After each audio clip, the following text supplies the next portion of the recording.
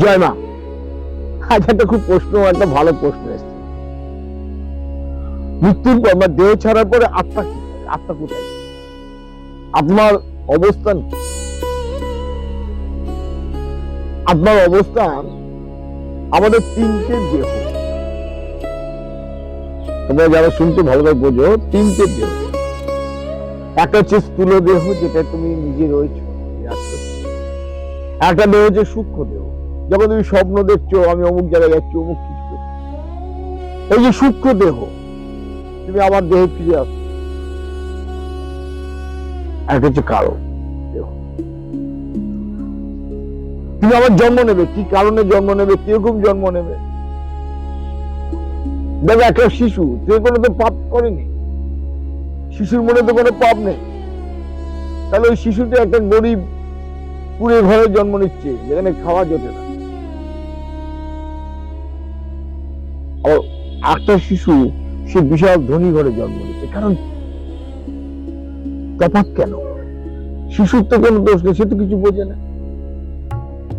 তাহলে একটা শিশু অতি গরিব ঘরে জন্ম নিচ্ছে, ওই শিশুই আবার একটা শিশু সে ধনী ঘরে জন্ম, কারণটা কি বিচার করে দেখেছ?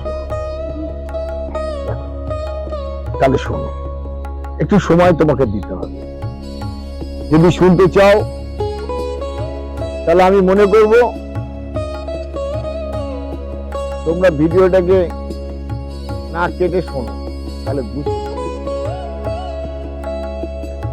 দেহ ছাড়ার পরে একটা দিন এই আত্মার খুব কষ্ট হয়, কারণ এতদিন এই দেহের মধ্যে ছিল। তো তোমাকে যদি কোনো বাড়িতে থাকো দীর্ঘদিন, সেই বাড়ি থেকে যদি বার করে দেওয়া হয়, তাহলে তোমার ওই বাড়ির প্রতি একটা আসক্তি, কষ্ট হয়। এই বাড়িতে ছিলাম, ঘরে ঘুরতাম, এই করতাম, তাই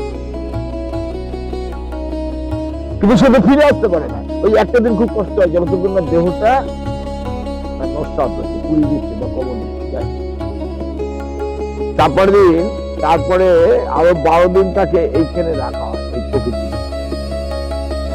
সে কেমন কর্ম করেছে, ভালো কর্ম কি করেছে, খারাপ কর্ম কি করেছে, এই পার্সেন্টেজ দেওয়া হয়। ধরো 40% তুমি ভালো কর্ম করেছো, আর 50-60% তুমি খারাপ কর্ম করেছো। এই যে 13 দিন তোমাকে রাখা হলো, মানে তুমি যে জীবনে এই যে 100টা বছর, 90টা বছর, 80টা বছর যে তুমি জীবন যাত্রা পালন করলে, এটা যে রিটিন পরীক্ষা। আর এই যে 13 দিন না করলে, এটা যে ওরা তোমার জন্য কত মানুষ তোমার প্রশংসা করছে, তোমার ভালো কথা বলছে, তোমার আহা এই মানুষটা ছিল, আহা এই মানুষটা চলে গেল, কত আমাদের ক্ষতি হয়ে গেল।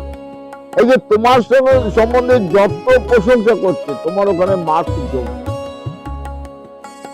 আর তুমি যাদের রেখে গেলে, তারা যত বেশি এই যে গীতাপাঠ, ভগবানের নাম, তোমার নামে বস্ত্রদান, গরিবদের খাওয়ানো, যা যা ভালো কর্ম,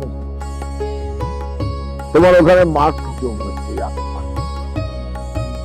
দেখবে তুমি 40 করেছো, আরো 10% ওখানে যোগ হয়ে গেল, তাহলে তোমার ভালো কর্মটা 50-50 হয়ে। এবার তোমাকে বলা হলো তুমি স্বর্গীয় সুখ নেবে না নরক যন্ত্রণা নেবে। তুমি বললে আমি স্বর্গীয় সুখ নেবো। তুমি বড় বড় লোকের ঘরে জন্ম নিলে, আলালের ঘরে দুলালের মতো মানুষ হলে, তারপরে একদিন ওই স্বর্গসুখ যখন শেষ হয়ে গেল 50%, তখন তোমার জীবনে ওই পরিবারে একটা কোনো দুর্ঘটনা বা কোনো এমন কিছু প্রাকৃতিক বিপর্যয় নেমে এলো, তারপরে তোমার খাওয়া জুটছে না, তোমার থাকার জায়গা নেই, বিভিন্ন মানে তোমার যন্ত্রণা আর কষ্টের জীবন শুরু হয়ে গেল। এটা নরক যন্ত্রণা। আমাকে বলো আমি নরকটা আগে ভোগ করবো, তারপরে আমি স্বর্গীয় সুখ নেবো। তোমার খুব বস্তির মধ্যে কোনো একদম দুর্বিষহ সেই যন্ত্রণা, মানে ঘরের মধ্যে জন্ম হলো, যেখানে ঝগড়া, অশান্তি, মারপিট, খাওয়া জোটে না, আর তুমি সেখান থেকে বড় হতে লাগলে। যেদিন যে তোমার নরক যন্ত্রণা শেষ হয়ে গেল, সেদিন থেকে কি হলো, তোমার জীবনে কেউ এমন একজন সঙ্গ এসে গেল, যে তোমার জীবনের দিন দিন উন্নতি করতে লাগবে, ডেভেলপ হতে লাগবে, গাড়ি বাড়ি করে আনন্দের জীবন করতে লাগবে, সমাজ তোমাকে তখন স্বীকৃতি দিতে লাগবে। আবার দেখা যায় তুমি এতটাই কর্ম খারাপ করেছো, 90% কর্ম খারাপ, তখন তোমাকে বিচারে কি করলো, যা তুই অন্ধ হয়ে যা, তুই ল্যাংড়া হয়ে যা, তুই ভালো কর্ম একটু করেছিস তার জন্য তুই বড়লোকের ঘরে জন্মা, কিন্তু মানে সারা শরীরে তোর রুগ্ন শরীর নেই।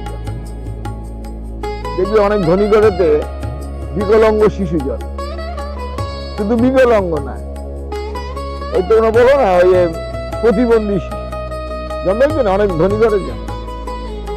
ওর কর্ম ভালো ছিল, কিন্তু কর্ম ভালোর জন্য ধনী ঘর দিয়েছে, কিন্তু ভোগ করার জন্য সেই শরীর। আপনার অবস্থানটা এইভাবেই ঘুরে, এখানেই স্বর্গ, এখানেই নরক, যেমন কর্ম করে ভোগটা ফলটা তোমাকে এখানেই ভোগ করতে হবে। সেই জন্য আমরা বারবার বলি, মুনি ঋষিরা বারবার বলছে যে অন্তত কর্মটা ভালো করো, কারণ পাপ মানুষকে সৃষ্টি করে না, মানুষ পাপকে সৃষ্টি করে।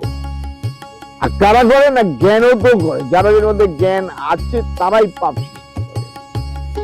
সেই জন্য বলা হয় জ্ঞান পাপী, অজ্ঞানতার কোনো পাপ হয় না, জ্ঞানের মাধ্যমেই পাপ হয়। তাই জ্ঞানীরাই পাপ করে, তাই জন্য হচ্ছে জ্ঞান পাপী কথাটা বলা হয়েছে। জয় মা, জয় ঠাকুর।